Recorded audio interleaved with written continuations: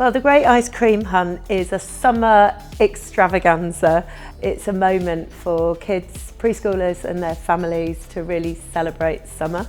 Came from Christmas in Storyland, and that show was created when we should have been on stage creating a live panto, but COVID happened. We scratched our heads and very quickly turned around a show that put performers in a storybook world, and it was all shot on green screen with beautiful illustrations.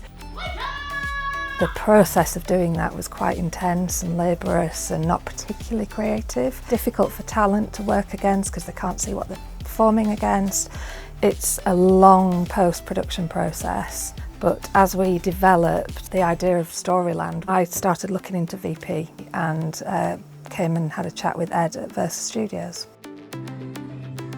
It was brought up that there's a concept of trying to move on to the next level of technology. So I said, well, I've been working with Nathan for a few months, and we've been chatting about volume production, and not just about the wall, but about the creative options that it can give you. And then brought in BBC producers to physically see a demo. So I think the reaction was quite astounding. And now we've reached this point, which I think we can all be, well, very excited about and very proud of. So we got involved in this production through Versus Studios, who brought Immersion Science in as independent consultants to talk about how we could elevate production and do something a little bit different for the Great Ice Cream Hunt. Virtual production is an alternative to shooting on green screen, where the difference is that on set, as you can see here, there's an image that's visible in camera. And through camera tracking, we can detect the position and rotation of the camera in real time.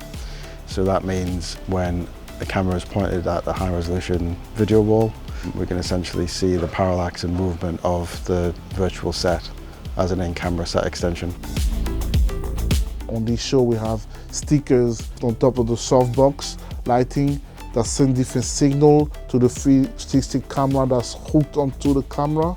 They send the signal to our servers, and then in the virtual world we have a virtual camera that's mimicking the real world camera. So when we move the camera, everything's in sync. Creatively, it gives us the flexibility to adjust scenes while we're in the middle of them. The fact that you can adjust a scene quickly and efficiently, as well as put effects in various lighting states very, very quickly, which is a real advantage over some of the limitations of shooting on location. A bit more full of life on that one, Rebecca, to see very like. The whole show feels glossier for having VP, in that we can use tracking shots, we can get really close, move the background around to suit our shot. It's been easier for the cast to be able to visualise where they are in the world and actually immerse themselves into their characters a lot more, because they can see the worlds that we're taking them to. It's nice as a performer to be able to actually interact with things that are happening around us. Before, with green screen, we would have had to have imagined. It really sort of like helps create a childlike imagination and playfulness for us as performers as well, because we can physically see a very childlike illustration all around us. But working with technology like this is really levelling up the type of performance that we can create for our audience, and to be part of that is exciting. We've had a really interesting workflow where we worked with a children's book illustrator to create panoramic illustrations for 5 different worlds. We took those illustrations and separated them out into a workflow that would take 2D assets and represent them in a 3D world inside of Unreal Engine. But then also how the physical production design could support the virtual production design. We were kind of working it out between us how we would establish the real set versus the virtual set, and how those two worlds would connect to bring the virtual set into the real set, so that there's sort of a seamless junction between what we're doing and what they're doing, and it all kind of flows nicely between the two. Virtual production's actually brilliant. For every department it brings something different. It's sustainable. I think the storytelling has gone to another level. So again, it's collaborative. All filmmaking is. When you do explore and try and make it work, it's mind-blowing. A lot of productions have chased after photorealism, whereas here we're trying to achieve photorealism in an abstract and stylized world.